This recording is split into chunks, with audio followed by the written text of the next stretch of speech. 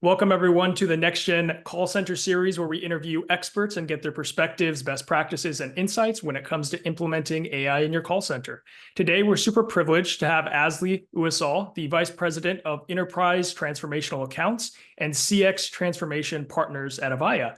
Thank you so much for joining us today, Asli. Thank you for having me. This is a great opportunity. I really appreciate it.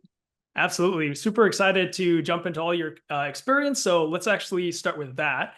You have Sure. over 2 decades of experience, in this space on multiple different aspects of it. So I'd love for you to just kind of walk us through maybe an abridged version of like how you got here.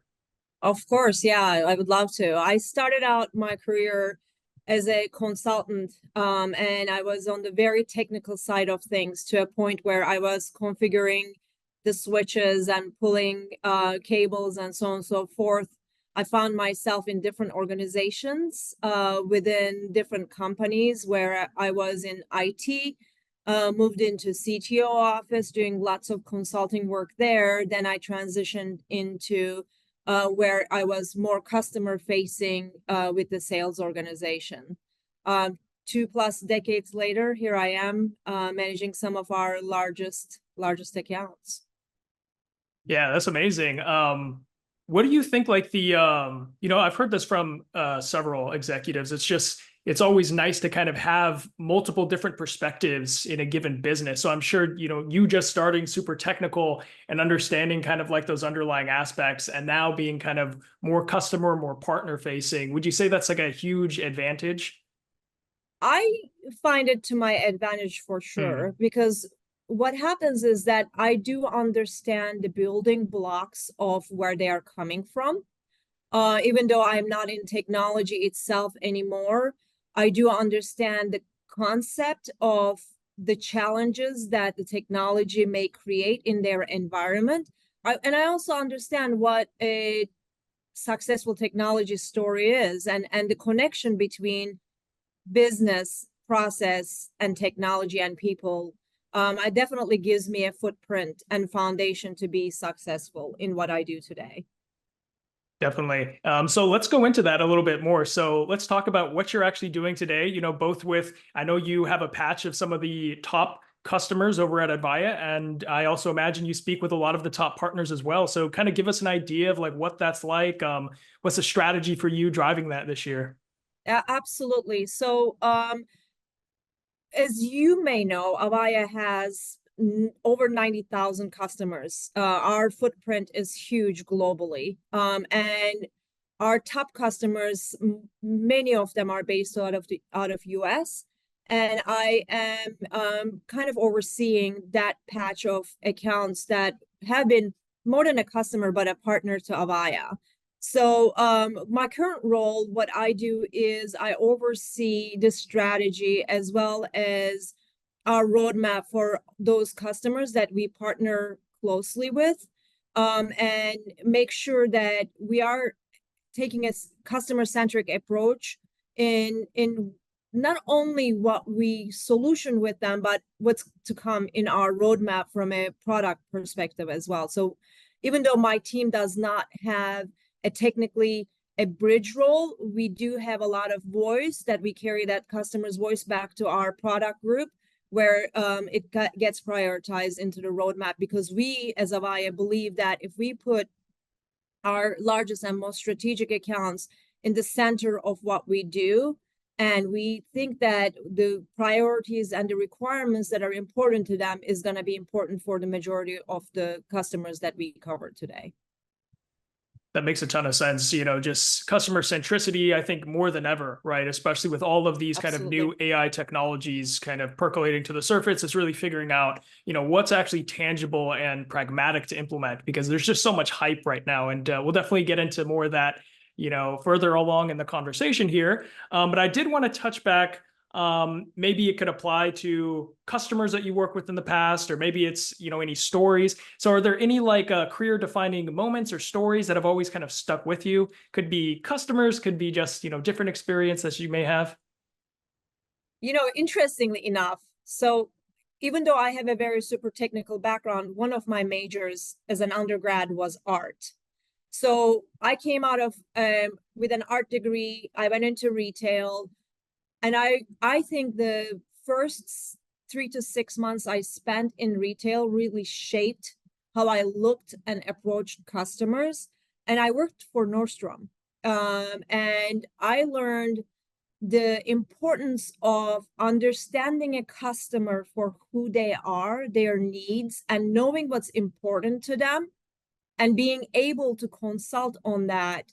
It really, really helped and changed and shaped the way that I look at and how I work with customers. And that created a foundation for me.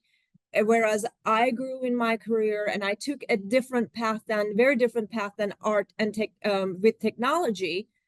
I realized that when I had those connections with customers on a very true human level, where our core values were the connecting points, that we created a momentum and a synergy where it became very productive for both sides of the equation. And that really shaped my career and how I approached everyone and every company that I worked with. Wow, that's amazing. It's funny. I actually used to work for Nordstrom's a long time ago too in their retail, so I know exactly what Exactly. you're talking about. They almost had this like kind of like Amazon mentality, right? Almost before Amazon, was as dominant as they were. Nordstrom had that kind of same customer focus of understanding and finding the connection there. I also love the fact that so your background was also like an art major in some capacity. So I imagine like this space requires a lot of creativity, right? Sometimes you're, in an account and there's just like, look, we have these challenges here. What is a creative solution so all parties win? So I imagine that also kind of lends itself, to your job throughout all these years as well. Absolutely. I think what people don't really draw the parallel between art and maybe technology is the dimensions of it. It's all about building blocks. Even if you are just painting an object, you don't look at it as an outline, but you look at the building components of that object for you to be able to draw it and paint it. So similarly, technology and solutions are all building components of an overall strategy and solution. So it actually really, really drives parallelism between the two different approaches, which is very similar in many ways. So it Definitely. definitely helps. Definitely Yeah. helps.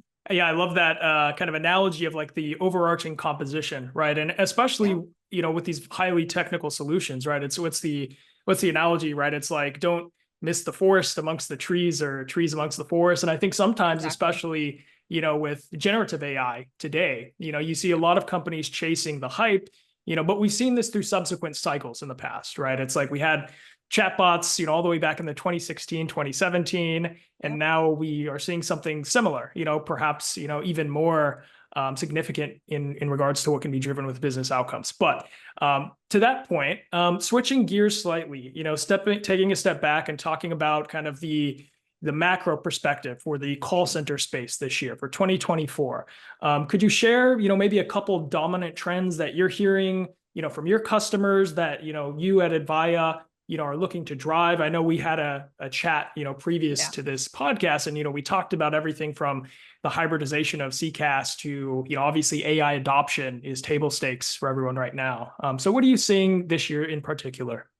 What I'm seeing is reality sinking in. So what I mean by that is, we spent past 2 years really transforming ourselves as a company. We are different, very different fundamentally, foundationally, and we spend the past 2 years also listening to our customers. We hired consultants.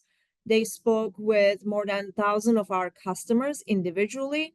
And the feedback was, so everybody was in similar stages, but different from each other, where they were in their CX journey and what they were looking for. So there was a group of customers who were the early adapters of CCaaS and the big promise of it. And the feedback was the ROI was not as quick. It was at least twice as much expensive, and it took them, and it's still taking them 3 4 years later to migrate from one solution to another. So my team covering the largest enterprise space, now you can imagine the complexity of their environment and what it would take to transition from one to another if it's a completely net new environment. First of all, they have to untangle everything that they have. Then they need to rebuild what it's supposed to be, which is, if you think about that as old technology, that's probably the easiest part. Now they have to map and change everything that they are doing in the business and the processes and then train. That takes years. What we are seeing and what we are hearing is that they want to get to an ROI, they want to get to an innovation faster than the years that others, the early adopters, have taken. And for that reason, one of the models that we have been asked for a while now is the hybrid model. Can I keep my current infrastructure or make the shift with my current infrastructure to a place where it's modernized architecture, so I don't have that much downtime upgrading, but instead of completely ripping and replacing, can I bring innovation over the top so that I'm not disrupting my business as much as I would if I were to completely go to CCaaS? So that's one thing. Another thing that we are seeing a lot more often than we did even a year ago is the fact that the hidden cost of migrations, and they are becoming very conscious. And I'm seeing more and more of the CFOs and chief procurement officers are now engaging in the conversations that involves technology more than ever. So there's definitely a shift. There's an exploration. I mean, for those who've been in the industry or in the technology field for a long time, you saw that there was a data centralization and data center, you need to centralize them and you need to decentralize them. And it went extremely one side and then the other, and then everybody kind of found their own happy medium. It just kind of feels like that. You shift and you shift back, and then there are lessons learned, and then the newcomers adopt a form that makes more sense for their business. And we are seeing that a lot now. Wow, that's amazing. I guess in particular, do you think like some of the, I guess more like financial conscious nature is a function of kind of the contractions of the economy as of late? Or do you think it's just, look, we've been on this track for such a long time of trying to get to this pie in the sky that we now realize that, look, maybe hybridization is going to be just more viable financially? Like what do you feel like is the impetus for some of that? I think the economy has a lot to do with it, but there's also the consciousness that's sinking in, that realization of, do we really need to spend 3 times more to get less? I mean, it doesn't make sense. The math doesn't add up, right? There is this promise of that you'll get everything you need if you just do this one shiny object that is gonna, but the reality is that if it's gonna take you 4 years to get there, where's the technology going to be in 4 years? Now, if you spend 4 years trying to get there, in 4 years, you're going to be behind again. So the consciousness and the reality is sinking in, where it's not only just financial, but how fast can I achieve my goals? And more importantly, remain aligned to my goals and objectives as I'm going through this transformation is becoming a critical point for everyone trying to achieve. So that's not only the financial, but it's just the consciousness of what we are doing. How true are we staying to our goals and objectives without really losing our vision? And as the technology changes, how adaptable are we throughout these changes is becoming a lot more apparent to a lot of the top executives in the large enterprise space. Yeah, no, to your point, listening to you talk, and also from our previous conversation and some other folks I've been talking to as well, also in the call center space, it seems like one of the main thematics is like, let's not chase these trends, right? And let's kind of take a collective approach and really think about this intently. To your point, let's just be aware of where are we strategically trying to go, right? Whether that's an enterprise or a BPO or what have you. I think that's a great kind of theme that we've kind of centered on here. As far as like other trends that you see specific to 2024, are there any other ones that kind of top of mind I for mean, you? uh, obviously AI, Right. right? Generative AI, and the AI itself is top, and it's not new. I remember when I was, and I'm going to age myself, in late 1990s and early 2000s when I was going to college and majoring in computer science, we were doing AI. The way that we were doing AI back then was completely different than today. But the reality is the aspect of AI is a lot more impactful now. And again, being mindful of how the AI is being implemented and how it's being used and being conscious of it is becoming more and more critical now. There are examples out there that an AI that's being implemented without too much thought process or just being put in because it's a check mark is actually can be hurtful to the company overall strategy and goals. I mean, I've said this before in throughout interviews and probably some of the examples I gave, but my airlines that I love and use probably on a weekly basis trained me as their customer if I had a complex problem never to use their AI. I mean, I don't think that was put in there for that, right? There are not even a just of a complex problem, but it's a problem that I can't immediately solve through my app. I should be able to handle it with AI and simple chat. But I tried it 3 times in 3 different times and over the period of a year. And I realized that when it wasn't improving, I don't waste my time trying to use chat or AI anymore. I immediately call them. Now, did they intend to train me to go to their most expensive channel at first? No, but it goes back to having a conscious effort and having consciousness and an intention about how you want to use your AI is very critical. You have to plan well for it. So that's another, I think, trend.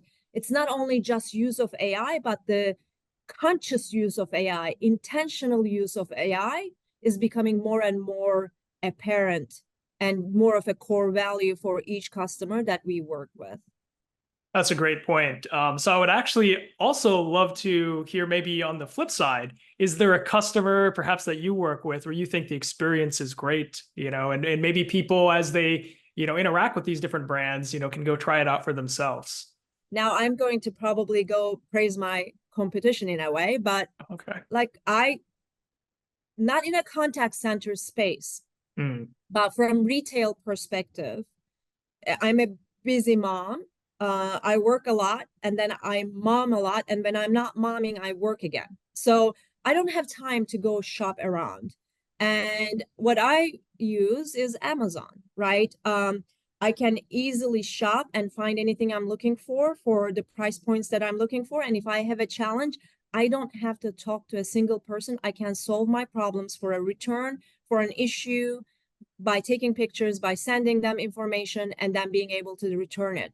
So if I were to have a more of a complex engagement model, if I try to call them, then now that becomes an unsatisfactory for me. For the simplest things that I'm trying to do from a retail shopping perspective without me having to get into my car and shop, I'm a fan.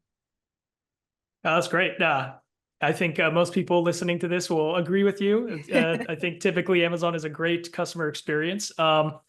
And along those lines, let's talk maybe about some of your customers, right? What are you Sure. hearing from them? Both good, bad. I mean, I always think of bad as more of an opportunity for value to be created. But what are you hearing from executive stakeholders this year? Um, we are hearing things that is frequently changing, which is important Mhm. because, a year ago, maybe 10, 11 months ago, everything was, we are moving to cloud because all the analysts and consultants are telling us we need to move to cloud because we need to get to innovation. Now, this year, what we are hearing is, oh, Avaya is back. Avaya is different, and you guys are really listening to us and giving us what we asked for, which is options for deployment, flexibility in the solutions that you give us, and the ability to be able to get to where we want to get to much quicker. I am big on doing QBRs. And in doing QBRs, what we do is not only cover the current business we have, but we cover our roadmap, and we talk about the customer's strategy and their goals and objectives and where they're at in that quarter and how it's going to look for the next year to 3 years to 5. And in the last year, the QBRs changed so much when we started doing these, and then now we are having them more frequently. What I used to hear a year ago was, okay, I want to see what you got, is turning into, okay, you guys are really giving us what we asked for, which is flexibility, which is options, which is simplicity in transformation, and not break them along the way. So that's kind of what we are hearing. And innovation obviously is key in what we do. But we are not saying that innovation is only in the cloud. You can have it on-prem, or you can have it in a hybrid model, and that's what they like to hear. Absolutely. So on the topic of innovation, let's actually have a chat about AI, right? So it seems like there's a broad spectrum in the call center ecosystem as far as how some people are viewing AI, right? Some people think, oh, it's going to automate all the call center agents, and there's some people, perhaps, would argue they have more of a sobering view. That's, it's just augmentation. And because it sounds like Avaya is giving your customer base kind of flexibility of how you want to use it. Like, what's your perspective on it? Like, how do you see it? How does Avaya see, AI specifically impacting the call center, especially with a lot of the great innovations that have transpired over the course of the last year and a half here? Yeah, I mean, AI is critical when it's used correctly. And using correctly may mean something different for each customer depending on their strategy, objectives, and goals. So having said that, how we look at innovation, how we look at AI, we are using AI in our core competency. We are definitely using in places where it makes sense, like in our orchestration level. Why have everything manually? It's implemented, embedded in our solutions. But also looking at the customer, what they want to do. If their goal and objective is never lose the human touch, but automate those, low value work streams, and then make sure that once they get to an agent, they get to the best experience they can have. So let's assist the agent so that as agent is at ease and they are having a decent time doing their job, so that would reflect to the customer. That's how we look at it. So depending on the customer and what they want to do, they want to cut cost. Let's automate and bring in the AI for those right work streams. Those are for low value work streams. And then where you need assistance, let's bring in AI to assist your agents, and change their experience as well as impact the customer experience for the positive. That's how we are looking at it. And that's not only our vision, but that's what we are hearing from our customers as well. Are there any particular features that you've seen customers have a lot of success with as of late? I mean, it seems like there's a wide gamut, everything from simple stuff like call transcription all the way up to, more agent assist type of platforms to accent softening. Anything that's kind of been amazing to witness? Yeah. I wouldn't call it amazing, because once you get to understanding what these things can do, they are not amazing, but they are definitely necessary. So transcription is definitely critical in capturing what's being talked. And then more importantly than transcription is the summarization, because I can talk to you for 20 minutes, and if everything is transcribed, it's not key. Then you go into the next level of, okay, what is the summary? What are the keywords I'm looking for? And if you can get that summary, now you have a good customer journey history, as well as you can share that information with the next agent, maybe next bot, and then make kind of educated decisions. Now, when you see those pieces come together and you see that the customer experience is improving over time because of the elements that are put in thoughtfully into play, then we see some really impactful, productive changes in the customer environment as well as the customer experience. Because as much as customers are in our center, our customers are in their centric view of what they want to do and how they want to do it. Definitely. So you're kind of saying, right, it's like almost we're leveraging AI to increase agents' situational awareness, perhaps in a superhuman capacity that otherwise would be very difficult and time consuming for them. And perhaps, some work streams that they don't really enjoy, right? So if the AI can augment them, they're just going to be more effective at fostering those like direct relationships with the end customer. And likewise, I also imagine the agent experience also gets better as well. Like they like their job more, there's less turnover. Exactly. Exactly. The human experience changes when they are doing their job at ease instead of constantly being stressed out. It changes the attrition levels in a a company level. On the company level, we know that a lot of our agents do change their jobs because of that dissatisfaction. And imagine the trickling effect of now you have high attrition rates. Now you have to spend more money in training agents for them to leave. So, it has impacts in every aspect of the business, including the financial side of things. So I think the emotional effect of using AI and making it easier for agents and customer executives that are on the phones, behind the chat, behind the technology is critical, because once they're at ease, they're not going to be bored, but they're not going to be stressed out to a point where they are going to want to leave. When they're at ease and having a good time and they're enjoying what they do, then it's going to reflect on the customers. I mean, how many times do you walk into a place when somebody smiles and makes you feel good, then you want to go back there? And how many times, and this is true story, I walked into my old service provider for my mobile phone twice, had two bad experiences. When I walked out from there the second time, I went to the competition and changed my carrier of 10 plus years because I was so dissatisfied. Similarly, right? If you are tired of dealing with your companies, people, or your interaction is exhausting with them and you want to get your stuff done, then you want to do it in the best capacity, and agent mood reflects on the customer experience for sure. And AI has a critical aspect on how we can improve that experience for both sides of the coin. I think that's going to be a really interesting trend to watch because, it's kind of known that agent turnover is kind of a notorious thing within the call center space. But I think to your point, as we get more AI to, augment their jobs in ways that both reflect, positively on the customer experience, but conversely on the agent experience, my sense is like we're going to start to really materially see those numbers go down, which is just generally great for call center operators, right? And agents as well.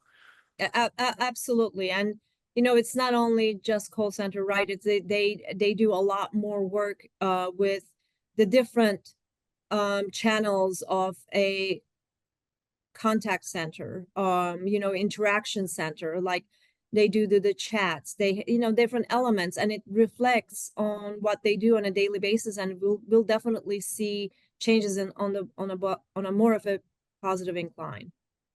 Definitely. So, kind of talking more so about the executive stakeholders, and their perspective. So we spoke about, what's your perspective, what's Avaya's, perspective when it comes to AI and, how to leverage it. As you talk to these executive level stakeholders, do you see maybe concerns, misconceptions they may have? Like, if you had a magic wand, like how would you change like the C-suite perspective, as it pertains to AI these days?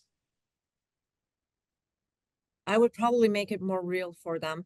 Yeah. You know, they have a vision, they understand something, and then how it's gonna come to realization is a huge pain point for their operation centers and their business owners that work for them. So typically what we see is that there is an executive level engagement and a vision that doesn't align underneath them, and probably connecting the dots between those two different levels or many different levels also helps us to get a story that will have a longevity in solutioning with our customers. So I think there are expectations, but they need to be grounded in reality as well. Yeah, that's a great point. So the question that popped in my head as you were saying that was, since you've seen so many, high level implementations, at some of the top customers, across Fortune 500 that you work with, is there like a common set of characteristics that you've seen that, when these characteristics are there, it's a really successful implementation? Yeah. Yeah. Yeah, and it's not many, there aren't many of them. There are a lot of points that they fail on, but importance is you need to think not only from a technology perspective. If you start out with what business problem you're solving for and what your end goal or target goal is, and then map that to technology, that's where we see a lot of success. And another thing that we see is the governance model and alignment between IT and business, where IT and business work closely and they have the same vision and same alignment, and business shares where they want to get and what they want to solve for, and IT is their partner in doing that. That's when we see real success stories. When there's a disconnect and everybody is kind of doing their own thing, then it becomes really chaotic and siloed, which is not always very productive for anyone. Absolutely. Yeah. I couldn't agree more. That governance model is just so critical, getting that right. Sometimes you see like these, centers of excellence set up, but no one uses them. So it doesn't even matter at that point. So it's really important to your point to make sure there's that alignment across, line of business, IT, then having that change management to really solidify that. So it's It's very important. And then the other thing that came to my mind is that, it's also using common terminologies. So a long time ago, over a decade ago, we had this engagement. And at the time, the buzzword was omni-channel. And in that customer environment, we asked the question, what does omni-channel mean to you? Even in the same business unit outside of IT, they had 5 different definitions of what omni-channel was. When you went to IT, they had their own definition of what omnichannel was. So having said that, so even just figuring out what it means for your company, what is AI for you? It may mean AI may mean automation of certain work streams. It may mean you get assistance for your agents. It may mean multitude of things that you as a company need to define, align internally as well as with your goals and objectives to make sure that you actually whatever you implement it succeeds. Sounds simple, it's complex, but I think alignment also is key. I agree. Right. It's like those the simplest like truisms, that you'll find Right. that to your point are like the most important, right? And it's just getting folks to kind of see the light, on those different dimensions sometimes is critical. So speaking of success, could you share with us like any customer wins as of late that you'd like to talk about? Oh yeah. One of our largest financial industry customers actually saw our vision over a year ago of what we meant by innovation without disruption. We started into doing deep dives, what it meant for them. And now we are actually working towards a POC and pilot to implement it. So to me, it's a huge win in the sense that we had a vision with them, which obviously applies across all of our large enterprise customers where the use case is similar. And then now it's coming to a realization is very, it's very rewarding to see that, you know, they've been a partner of Avaya for many decades. And they've seen us through changes and you know, transformations, and they really believe that the last 2 years, the changes we implemented is a very brand new Avaya, and it really aligns well closely with them, and it's really rewarding to see. Yeah, that's amazing. I love the catchphrase too. You said innovation without disruption. I think that's yeah, that's it makes a lot of sense, right? Because you know, especially these days, there's just so many solutions out there. You don't really want to be boxed in one way or another. And you know, we've seen that fail time and time again, right? Where you get vendor Right. lock-in, or you're supposed to be sold on this specific way or that specific way, right? And I think we're getting to this point, right, where a lot of the technologies that had been promised, you know, over the past like decade or 20 years, everything from AI to, you know, low code, no code to Yeah. cloud hybridization. It's really interesting because I feel like we are getting to a point now where like all these technologies are mature enough. And now it's just a function of like kind of a puzzle piece for individual organizations, right? Where does this technology actually make sense for this account Exactly. versus this account, right? And I imagine, you know, for your day to day, that must be kind of, you know, what your focus is, right? You have all of these really great partners, you know, accounts, and it's just a function of like, okay, now we have all this mature technology coming through. How do we, you know, implement it in a way that's going to, you know, drive whatever vision they have, right? Exactly. And it has flexibility. What we offer has flexibility. And in large enterprise space, and that flexibility is critical because they may have lines of businesses want to do one thing, other lines of businesses want to do something else. And if you box them into one thing, they have one option. You buy it or you leave it. And if they decide to buy it, they're going to unhappily be engaged. So having that flexibility is critical. And if you think about innovation without disruption, what it means, it's kind of makes you think. It's really kind of that mentality of leverage what you have today and bring the innovation from the top immediately and start innovating where you're at, and then start lifting up what you want to change at where you're at so that you can realize the innovation much faster than changing your whole platform at once. And then the other thing that we learned as a company, and which is really hard to do, and it's been done gracefully with the encouragement of our executive leadership, is that we learned to fail and recover quickly in the past 2 years. It's a very much of a startup mentality.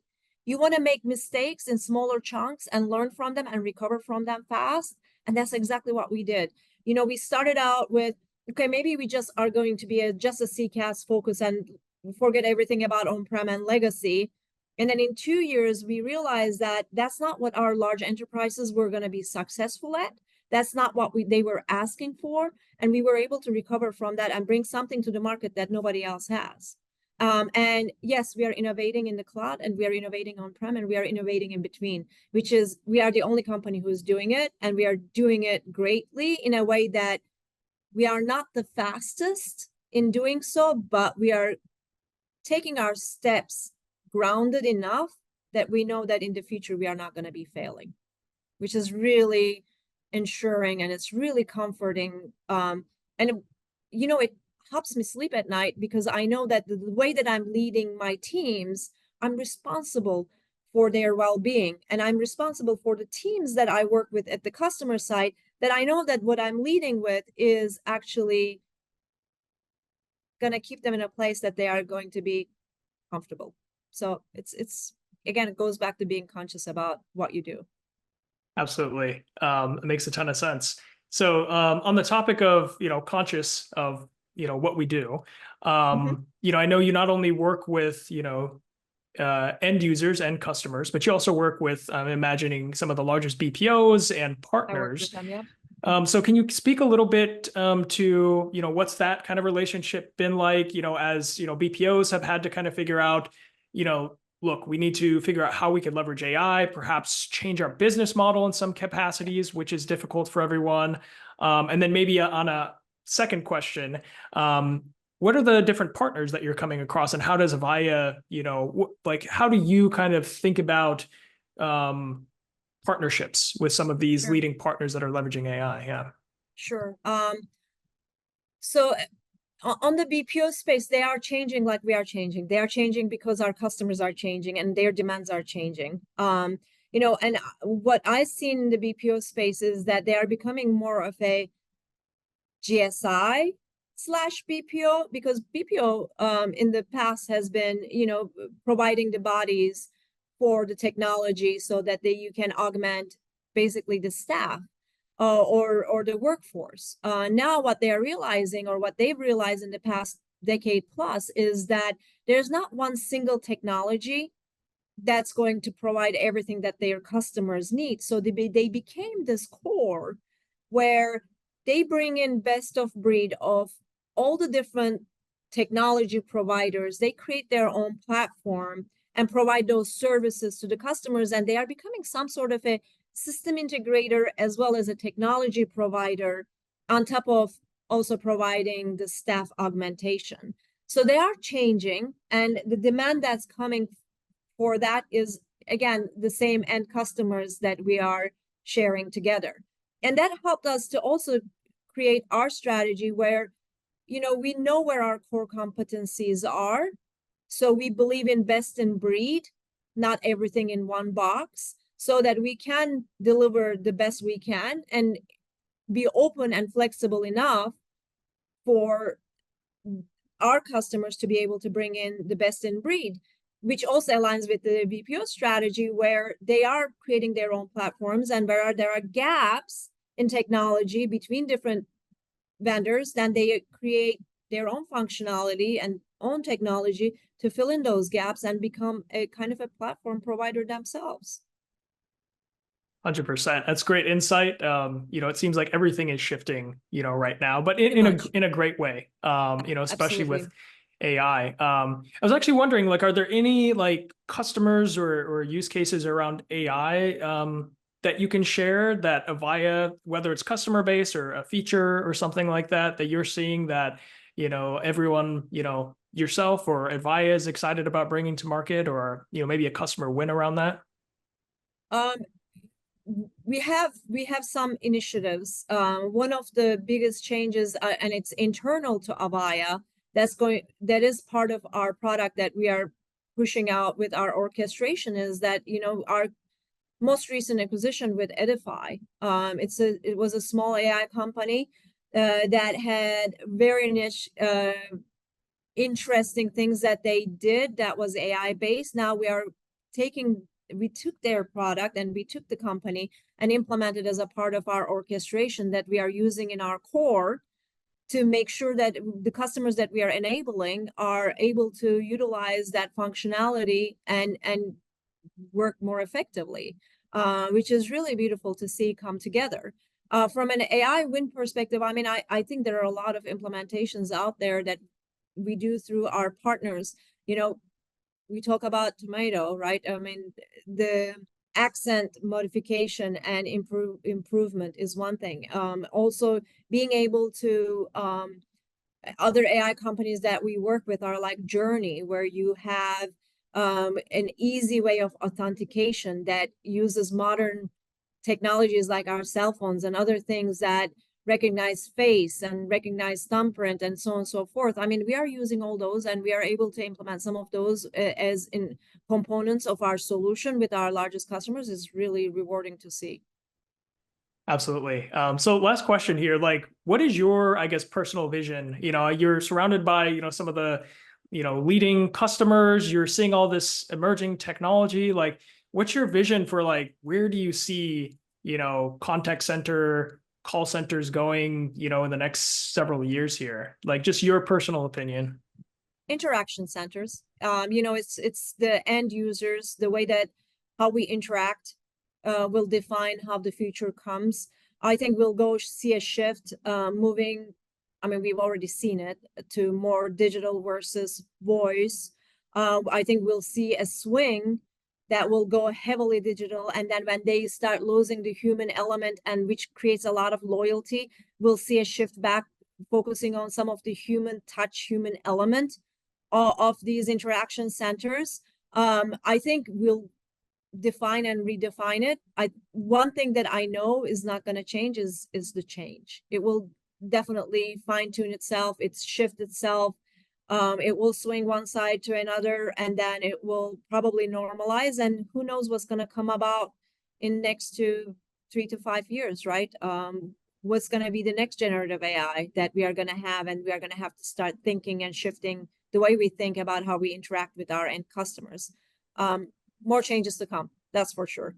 Absolutely. I love the point that you made about like the human element, right? I almost, my personal belief is like the more, trivial it becomes to create content or, build these chatbots that interact with customers, I almost feel like, what we're going to see is the quality of human connection, real human connection, be way more valuable, right? Whether that's Absolutely. in contact centers, call centers, but I also think fine art is generally going to be worth so much more because it's made by a real human, and we know it is, Yes. and not by AI. So I think that's a great theme, that we've covered over the course of this podcast here, that human element is, one of the most important things. And with all of this great technology, both on the side of, helping companies navigate how to, put this composition together and that human element, and conversely on the agent as well as the customer side, just maintaining that, and elevating that, I think is like kind of a core thing that we're going to continue to see. So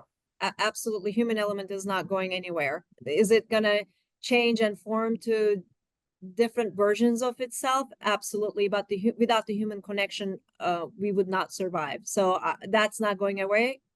And it will probably become more and more important as the technology changes. absolutely. Well, on that note, Asli, thank you so much for sharing your insights and your perspectives here. We can't wait to perhaps get you back on in the future as we see a Absolutely. lot of these things evolve. So thank you so much, Asli. Thank you for having me. It was my pleasure. Thank you.